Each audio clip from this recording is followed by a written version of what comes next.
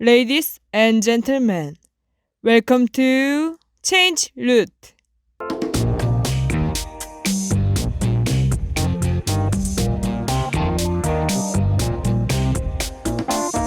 여러분, 다들 집중해 주세요.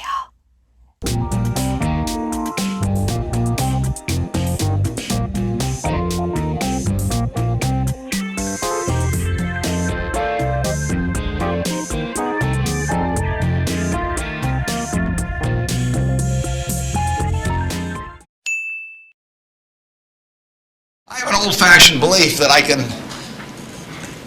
only should expect to make money in things that I understand. And when I say understand, I don't mean understand, what the product does or anything like that. I mean understand what the economics of the business are likely to look like 10 years from now or 20 years from now. I know, in general, what the economics of, say, Wrigley chewing gum will look like 10 years from now. The internet isn't going to change the way people chew gum. It isn't going to change which gum they chew. If you own the chewing gum market in a big way, and you've got Double Mint and Spearmint and Juicy Fruit, those brands will be there 10 years from now. So I can't pinpoint exactly what the numbers are going to look like on Wrigley, but I'm not going to be way off if I try to look forward on something like that. That evaluating that company is within what I call my circle of competence. I understand what they do, I understand the economics of it, I understand the competitive aspects of the business. There can be all kinds of companies that have wonderful futures, but I don't know which ones they are. I've given talks in the past where I carry with me a 70-page, tightly printed list, and it shows 2,000 auto companies. Now, if at the start of the 20th century, you had seen what the auto was going to do to this country, the impact it would have on the lives of then your children and grandchildren and so on.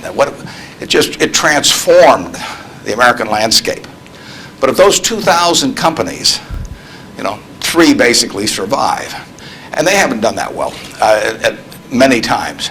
So how do you pick 3 winners out of 2,000? I mean, it's not so easy to do. It's easy when you look back, but it's not so easy looking forward. So you could have been dead right on the fact that the auto industry, in fact, you probably couldn't have predicted how big an impact it would have.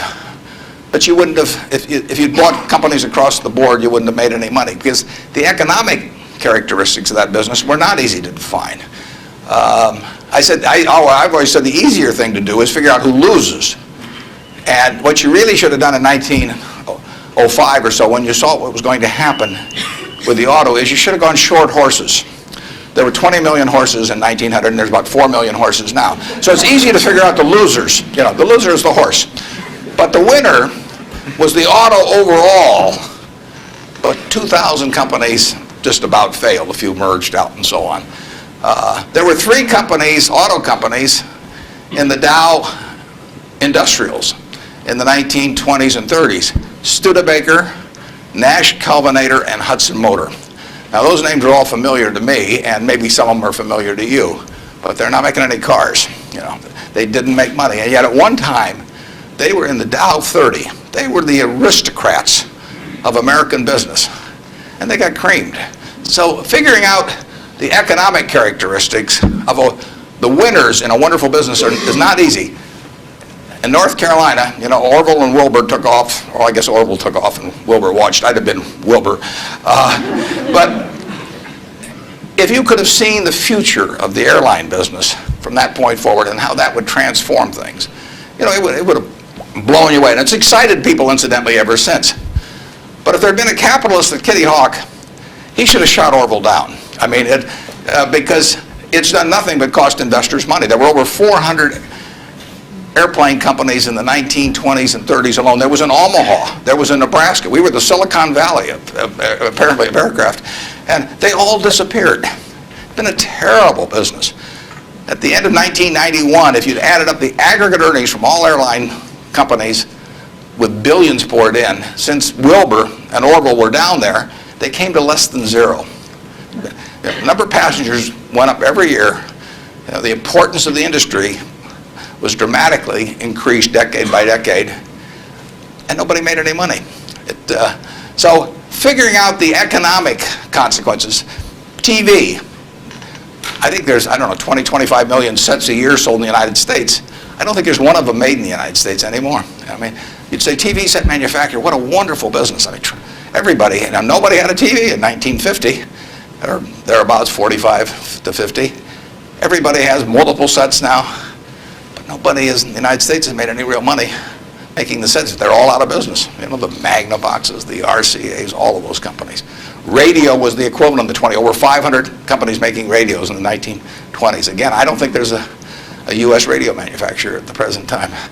But Coca-Cola, what was it, 1884 at Jacobs Pharmacy or whatever, the fellow comes up with something. A lot of copiers over the years, but now you've got a company that is selling roughly 1.1 billion 8-ounce servings of its product, not all Coke, Sprite, and some others, daily throughout the world 117 years later. So understanding the economic characteristics of a business is different than predicting the fact that an industry is going to do wonderfully.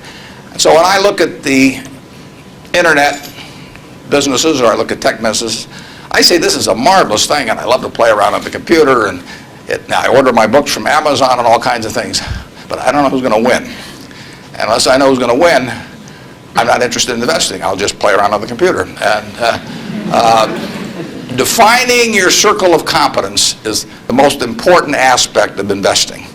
It's not how important, how large your circle is.